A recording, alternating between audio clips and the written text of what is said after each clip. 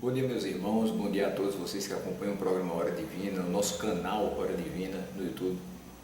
Nós temos a oportunidade, 2 vezes ao mês, de estar juntamente à nossa congregação lá em Itaperuá, congregação da Igreja Congregacional de Campina Grande, da qual sou membro, juntamente com toda a minha família.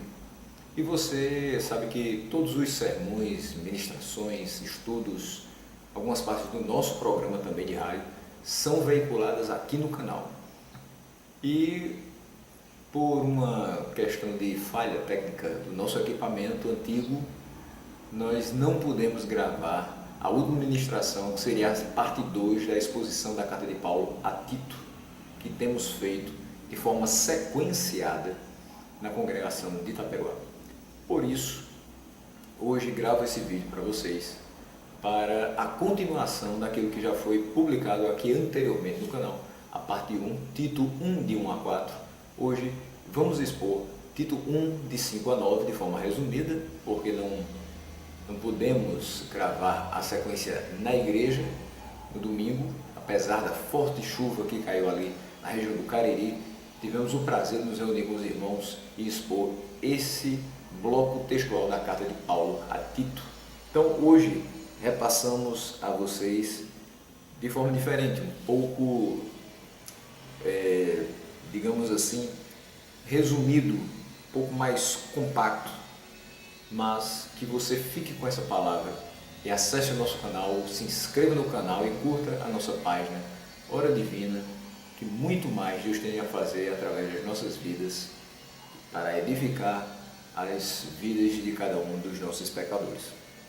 O texto de Tito 1, de 5 a 9 diz: a razão de tê-lo deixado em Creta foi para que você pusesse em ordem o que ainda faltava e constituísse presbíteros em cada cidade, como eu o instruí.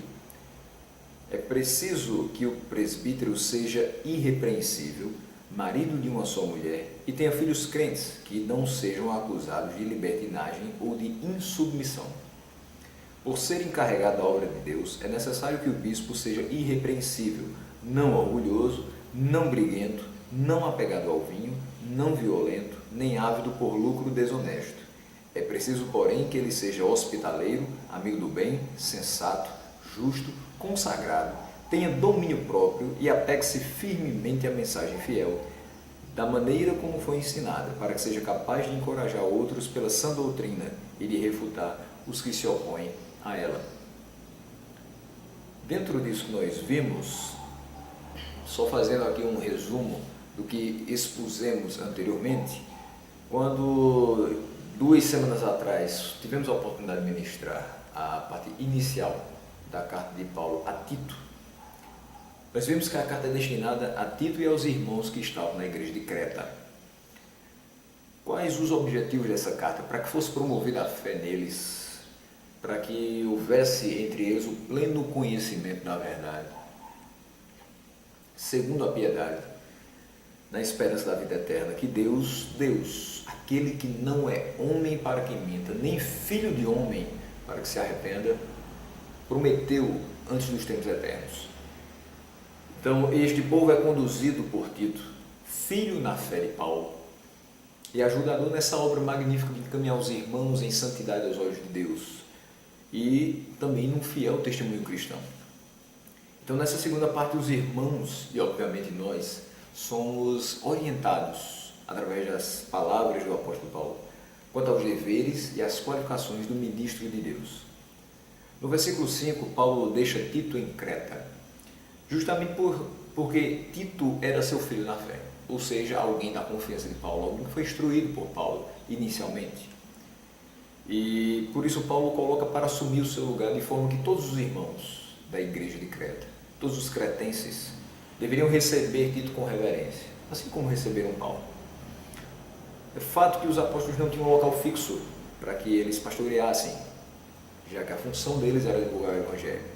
Então você vê em Marcos 16:15, ide por todo o mundo e pregai o Evangelho a toda criatura. Essa é a função dos apóstolos, divulgar o Evangelho a todos, em todo lugar. Desse modo, sempre que eles saíam de uma cidade, deixavam alguém de sua confiança, que pudesse completar a obra que ali haviam iniciado. A figura dos apóstolos se assemelha muito ao que chamamos hoje de plantadores de igrejas, que sempre que se ausentam das obras iniciadas, deixam obreiros para que deem prosseguimento àquilo que foi feito por eles anteriormente. Mas, além de pastor, Tito tinha a responsabilidade de organizar essas igrejas, como também foi o caso de Creta. E em que sentido organizar essas igrejas? No sentido eclesiástico, ou seja, o governo estabelecendo esse governo e a disciplina da igreja. Então, em termos práticos, Tito era um homem que liderava a igreja na formulação do seu regimento, supervisionava também as eleições dos cargos que seriam ocupados nas diversas áreas que a igreja necessitava. E um fato interessante aqui é que a Bíblia não deixa claro quanto tempo Paulo ficou ali alimentando a igreja de Creta, estabelecendo as questões ordinárias da igreja, mas deixa claro que ele tinha consciência de que havia algo inacabado, havia algo que precisava de complementação, ou seja, precisava-se de ajustes, e todos nós sabemos que uma igreja, para ser levantada, não dura apenas 2, 3 anos. A organização de uma igreja não é feita do dia para a noite. Por isso, a frase que eu gostaria de deixar aqui para vocês: uma igreja saudável e forte biblicamente é fruto de um trabalho árduo, mas recompensador. É fruto de um trabalho demorado, mas prazeroso. Fruto de um trabalho complexo, mas movido pela simplicidade das Escrituras. Uma das funções de Tito, então, era constituir presbíteros em cada cidade que houvesse um número considerável de convertidos ao Senhor. Ou seja, nisto nós vemos que um grupo de crentes não pode ficar sem pastoreio, não pode ficar sem alguém que os coordene, alguém que os instrua, que os ensine na verdade da palavra. O fato de estabelecer um pastor em cada cidade não impedia, porém, que se colocassem vários pastores na mesma cidade. Tudo depende da quantidade de membros e da necessidade de pastoreio deles. Então, nós lembramos aqui também que Tito, com esta responsabilidade, não tinha permissão para fazer o que quisesse. Tinha uma enorme responsabilidade, mas deveria ser temente a Deus e não fazer as coisas de maneira arbitrária, mas ser moderador das decisões da igreja, ajudar a igreja a se encaminhar dentro de uma ordem e de uma decência. Nos versículos 6 a 9 nós vemos quais são os atributos, as credenciais, as características que esse ministro do Evangelho de Deus, que esse ajudador da obra, precisaria ter. E obviamente, não só naquela época, mas hoje também. Num primeiro momento nós vemos que ele deve ser irrepreensível, ou seja, alguém que não tivesse em sua conduta algo que o desabonasse e também prejudicasse a imagem do Evangelho naquela cidade. Alguém que não pudesse nem denegrir a imagem do Evangelho, nem a sua própria, por onde passasse e pregasse também. Vemos que deveria ser esposo de uma só mulher. A poligamia nessa época tinha se tornado um costume no mundo judaico, praticamente uma lei. Porém, não é porque isso acontecia corriqueiramente que Deus aprovasse. Ele sempre considerou a poligamia uma prática depravada. O projeto de Deus e o modelo de casamento ditado na palavra está expresso nas seguintes linhas de Gênesis 2, do 21 ao 24. Então o Senhor Deus fez o homem cair em profundo sono. Enquanto este dormia, tirou-lhe uma das costelas, fechando o lugar com carne. Com a costela que havia tirado do homem, o Senhor Deus fez uma mulher e a trouxe a ele. Disse então o homem: esta sim é osso dos meus ossos e carne da minha carne. Ela será chamada mulher, porque do homem foi tirada. Por essa razão, o homem deixará pai e mãe e se unirá à sua mulher, e eles se tornarão uma só carne. Não está falando as suas mulheres, está falando a sua mulher. Ou seja, o projeto de Deus é monogâmico e não poligâmico. Por mais que as civilizações, entre aspas, evoluam no sentido temporal, tem evoluído no sentido moral, pois hoje muito se fala de poliamor, uniões poliafetivas, e se na época de Cristo isso já era visto, considerado de forma ruim, de forma a manchar aquilo que foi expresso no Evangelho, no Sagrado Evangelho, hoje muito mais. A palavra de Deus não muda, Ele permanece o mesmo e a sua palavra não passa mesmo que céus e terras passem.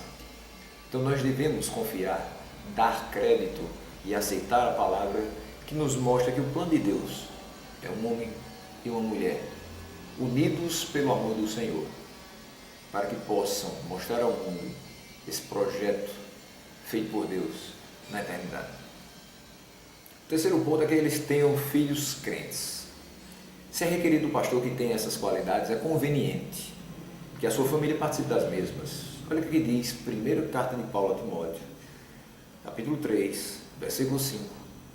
Pois, se alguém não sabe governar sua própria família, como poderá cuidar da igreja de Deus? Que estes filhos sejam crentes, filhos dos ministros de Deus, que sejam crentes, que sejam nutridos na verdade e que também trabalhem para o crescimento espiritual da comunidade pastoreada pelo seu pai.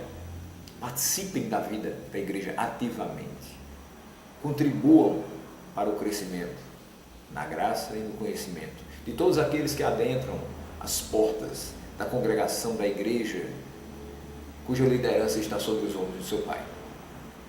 Também deve ser um irrepreensível como despenseiro de Deus. Se ele governa a casa de Deus, deve fazê-lo com fidelidade e com zelo, principalmente em dois aspectos: a administração dos recursos e pregação da palavra. Que o dinheiro da casa do Senhor seja administrado para a propagação do Evangelho, para a manutenção da casa do Senhor. Trazei à casa do tesouro todos os dízimos, para que não haja falta de mantimento na minha casa. Assim diz o Senhor. Malaquias 3, do versículo 9 e 10. Então, outra questão é na pregação da palavra. Não podemos tratar a pregação da palavra de outra forma a não ser com zelo e fidelidade. É o meio ordinário pelo qual Deus faz a fé ser imputada no coração dos crentes, para que eles sejam salvos.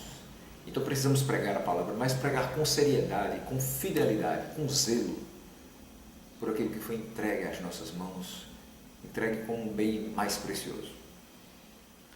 Ele precisa ser não obstinado, ou seja, que ele não busque agradar a si mesmo, mas que ele busque o bem coletivo, que não seja de difícil convivência, não seja arrogante, seja fácil de lidar, seja acessível, que ele se sinta bem em estar na comunhão dos irmãos.